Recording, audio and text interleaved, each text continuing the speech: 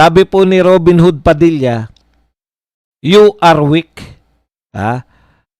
Sabi niya po sa mga kabataan ngayon. Okay. Maikli lang naman to. Basahin na lang natin. Kinumpara ang kabataan ngayon sa kanyang henerasyon. Ganun talaga, no? Mahirap talaga kasi love your own generation eh. Lagi po, pag kinukumpara natin yung henerasyon natin sa henerasyon po ng mga ngayon, lagi po na mas maganda. Pero sa totoo lang po, may tama rito si Senator Robin Hood, no? Kasi kapanahunan ko to, kaidaran ko to si Robin eh. Magandang lalaki lang siya sa atin. Usap-usapan sa social media, naging pahayag ni Senator Robin Padilla matapos niyang tawaging mahina ang kabataan ngayon at ikumpara ang kanilang kalagayan sa henerasyon noong dekada 80 at 90. Ginawa ng senador ang naturang pahayag sa isang pandinig. Yan, ang mga bata ngayon, sad to say, huwag kayong magagalit sa akin pero pasensya na kayo. You are weak. Hindi kayo katulad nung panahon namin na hindi kayo iyakin. Nung panahon namin, hindi uso yung salitang depression. Hindi ko nga alam yun eh. Ano yung depression? Ngayon, batang maliit, sasabihin, I'm depressed. Naniniwala po ako dyan. Wala po nag-iisip nun, depressed. Wala po. Ano pa yung isang salita na ngayon lang na-introduce? Bully. Puta ng bully. Talagang pag may depresya ka, kaya matatagpo nun eh. Di ba? Ngayon, ang mga bullying, yung mga binubully ngayon, hindi mo maintindihan eh. Duling, halimbawa, duling ka. Sasabihan ka ng duling. Duling. Puta nun, tatanggapin mo yun dahil duling ka naman talaga eh. Kaya yung mga kabataan noon, kahit siguro yung nauna sa amin, yung mga kabataan ngayon, survivor eh. Kung ano ang tukso sa'yo, di ba? Maitim ka, nog-nog, negro. Yan tawag sa'yo. Ngayon sabihin, racist. Ano racist pinagsabi nyo? Hindi uso sa atin racist kasi hindi naman naganap sa atin yung mga, wala namang alipin dito. Kaya racist yung sa Amerika. Yung mga maitim nila tsaka mga puputi. Kasi ginawa silang alipin. Yung mga maitim. Dito naman wala naman sa atin eh. Miski nga yung aliping sa gigilid at aliping namamahay.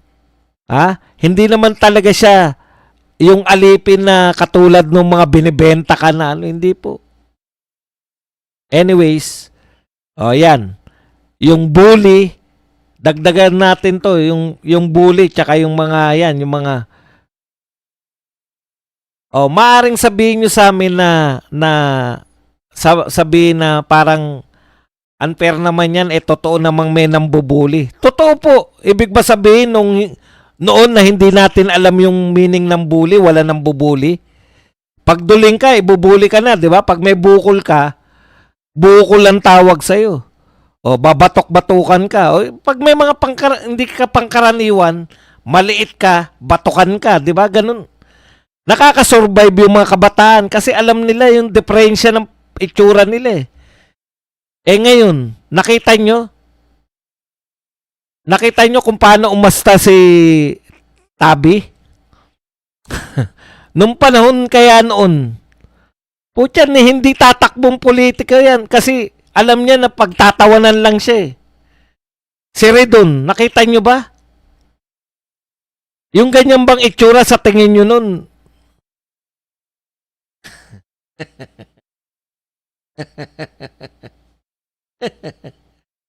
Yung suntukan nun, di ba nagsuntukan, dumating ang teacher, tapos na yung suntukan. Tapos maya-maya, maglalaro na uli.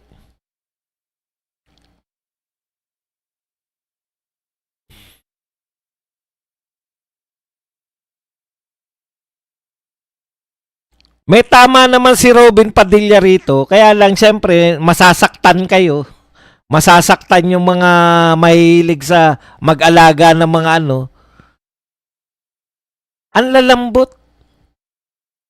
Biruin nyo ngayon, yung mga bakla nun, tanggap nilang bakla sila eh. O bakla kami, ngayon. Si Redon, di ba? Ngayon, sabihan mo ng pangit yan. Kita mo tignan nyo may edad na, anong pangalan nun? Si Llamas. Oh. Sinabihan siyang pangit. Ano ba siya? alam niyang pangit siya eh. Nakapag-adjust na si Llamas. Kasi nasa henerasyon siya na tatanggapin mo kung ano ka. Alam niyang pangit siya. Alam na maumangal siya. Pangit. Ngayon yung sabihan yung mga bata na ang pangit mo. Buti nga ngayon sa pamamagitan ng mga komedyante, nababalik na natin yung ano eh. Di ba? Pinalalambot ninyo yung mga Pilipino, hindi naman ganyan yung mga Pilipino eh.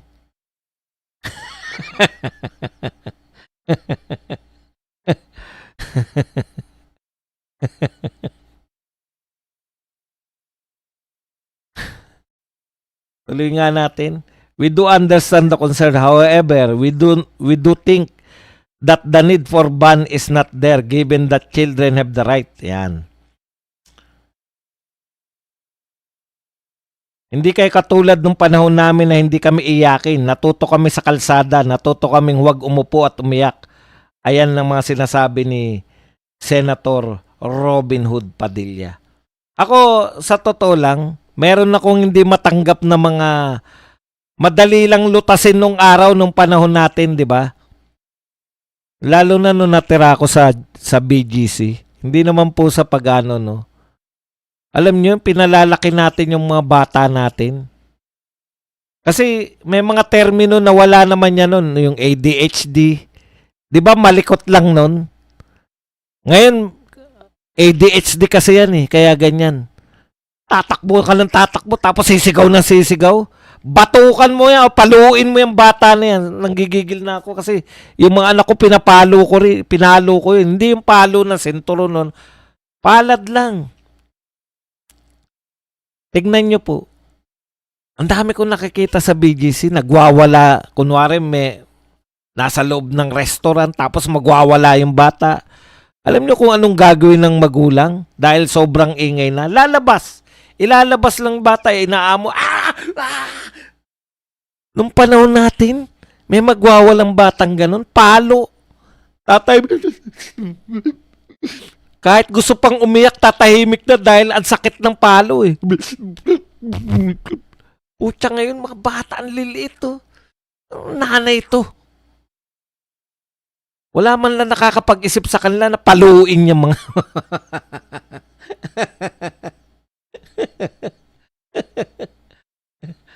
Kaya mahihina eh, pati sa eskwelahan.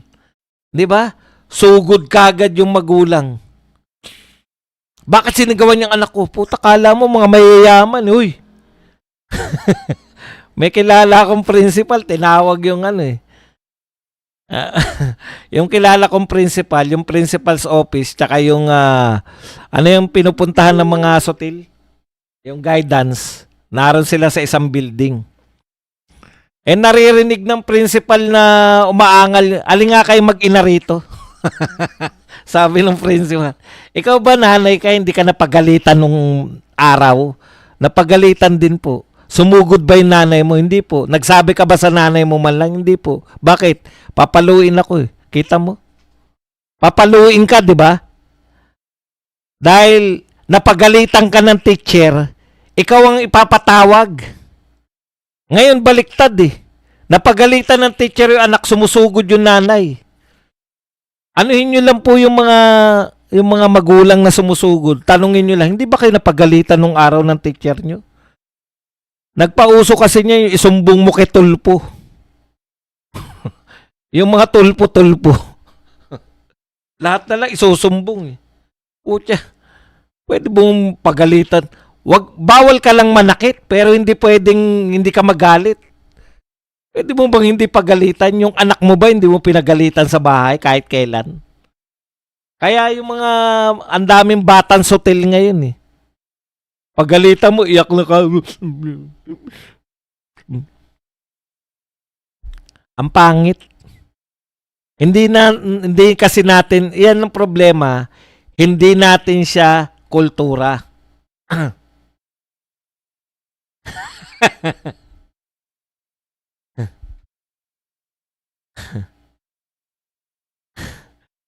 Yung ina-adapt kasi natin, hindi nating kultura eh. Di ba? Kultura po yan ng mga Amerikano o kanluranin. Ina-adapt natin pilit dito sa Pilipinas. Dito sa atin, madisiplina tayo. Asian tayo pagdating sa disiplina eh. Karamihan ng Asian nang didisiplina tayo ng mga anak. Kaya matatatag yung mga Asyano eh, di ba? Pero yung mga Koreano, konting ano lang, malulungkot na yung mga Koreano eh.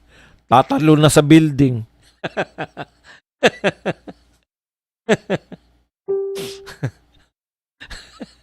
Yung mga Koreano, no? Malulungkutin sila. Alam mo, nagpunta ako sa Korea. Yung pinag-usapan namin doon, no?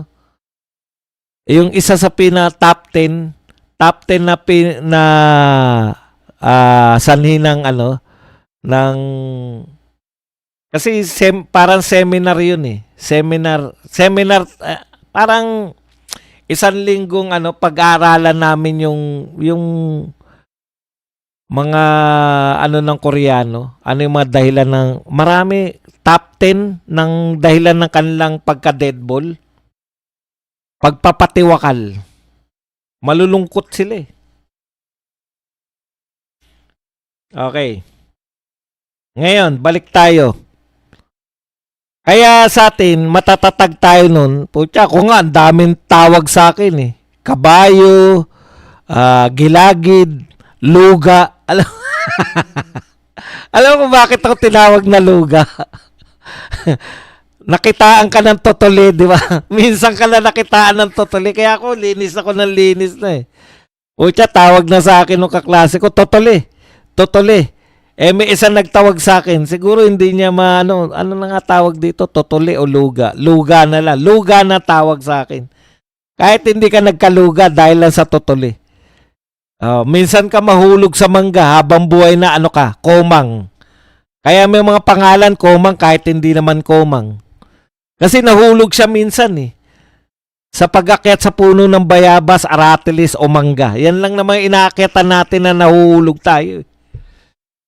Komang na siya habang buhay. Nagkaroon na sugat dito, idikirat ka na. Kasi maraming idi. Ikaw, idikirat habang buhay na. Ngayon, tawagin mo ganyan yung mga bata ngayon. Pucha, magtatampo na. Binubuli na sila.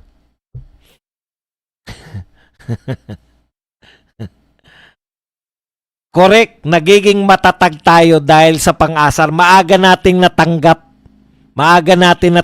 na ang buhay hindi parehas. Hindi po pwedeng maaga mo matatanggap na hindi ka kagwapuhan.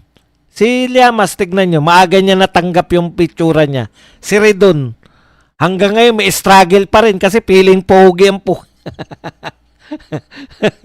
Lahat ng tumutok kay Redon, sinisingot niya eh. Nung bata pa si Redon, hindi siya pumapayag na siya ay tatawaging pangit. Yun yung pagkakaiba nila ni Llamas. Si Llamas, siyempre, sinaunang tao yan eh. Natanggap niya na kagad na pangit siya, kaya na-adjustan niya yung buhay. Di ba ganun dapat? Mag-adjust ka sa buhay mo.